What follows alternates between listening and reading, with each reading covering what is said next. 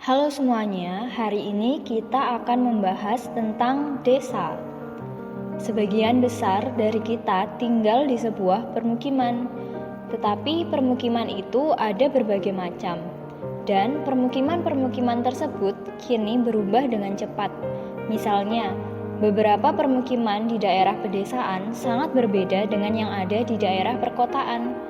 Meskipun perbedaan keduanya menjadi kurang jelas karena adanya pengaruh globalisasi. Untuk mengetahui perbedaan tersebut, mari kita bahas tentang desa. Nah, apa sih sebenarnya desa itu?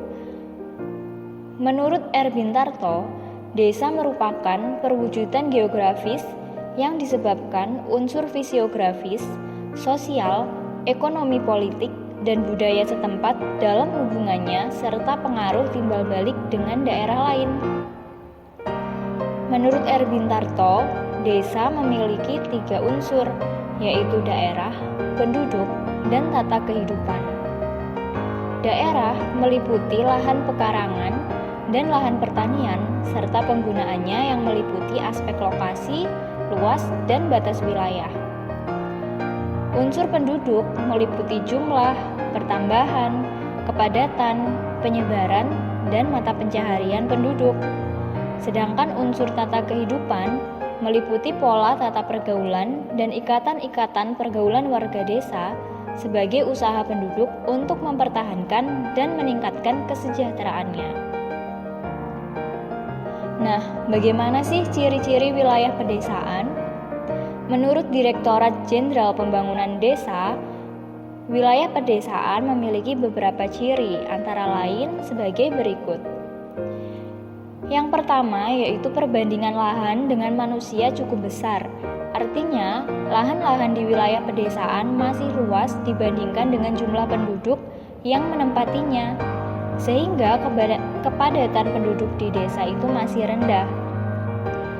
Lalu ciri yang kedua, lapangan pekerjaan dominan di pedesaan itu adalah sektor pertanian, sehingga sebagian besar mata pencaharian penduduk sebagai petani. Ciri yang ketiga, masyarakat desa masih mempunyai sikap paguyuban atau biasa disebut dengan istilah Gemeinschaft, yang artinya ikatan kekeluargaan masih erat sehingga hubungan antar warga desa masih akrab. Sedangkan ciri yang terakhir, sifat-sifat masyarakat yang masih memegang teguh tradisi, adat istiadat, dan norma yang berlaku. Nah, desa itu memiliki beberapa fungsi. Menurut Bintarto, ada 3 fungsi desa.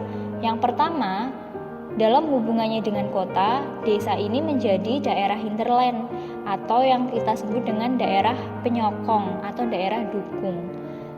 Nah, desa berfungsi menyediakan bahan makanan pokok seperti padi, jagung, sayur-sayuran, buah, dan makanan yang berasal dari sumber hewani untuk masyarakat perkotaan. Fungsi yang kedua, ditinjau dari segi potensi ekonomi, desa berfungsi sebagai lumbung bahan mentah dan juga penyedia tenaga kerja yang produktif. Lalu fungsi yang ketiga, dari segi kegiatan kerja, desa dapat berfungsi sebagai desa agraris, desa nelayan, desa industri, desa manufaktur, dan lain-lain.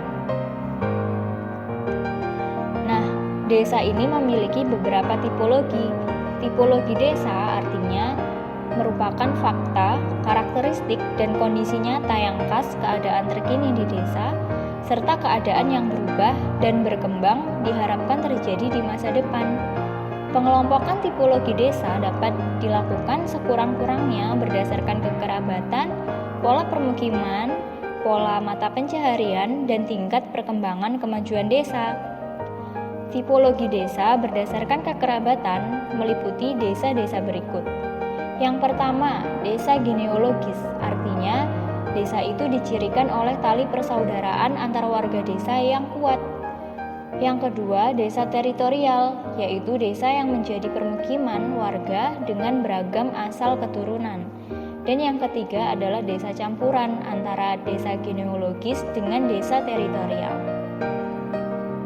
Selanjutnya, tipologi desa berdasarkan hamparan meliputi desa-desa sebagai berikut, yaitu desa pesisir atau kita sebut dengan desa pantai, lalu desa dataran rendah atau desa yang berada di lembah, desa dataran tinggi, dan desa perbukitan ataupun pegunungan.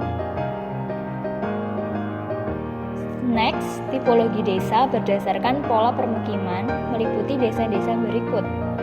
Yang pertama, desa dengan pemukiman menyebar. Lalu yang kedua, desa dengan pemukiman melingkar. Yang ketiga, desa dengan pemukiman mengumpul. Dan yang keempat, desa dengan pemukiman memanjang, seperti memanjang pada bantaran sungai ataupun pinggir jalan. Dan yang terakhir, tipologi desa berdasarkan pola mata pencaharian meliputi desa-desa berikut.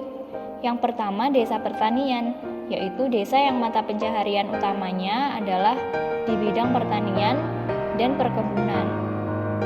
Yang kedua, desa nelayan. Masyarakat pada desa nelayan mata pencaharian utamanya yaitu di bidang perikanan dan pertambakan. Yang ketiga adalah desa industri. Desa industri biasanya masyarakatnya memiliki mata pencaharian di bidang kerajinan ataupun manufaktur dengan teknologi yang sederhana dan madya, dan juga umumnya skala kecil industri rumah tangga. Dan yang terakhir adalah desa perdagangan ataupun masyarakatnya juga memiliki mata pencaharian di bidang jasa. Oke, jadi itu penjelasan tentang desa. Semoga kalian dapat memahami tentang pemukiman yang ada di desa. Thank you for watching. See you in the next video.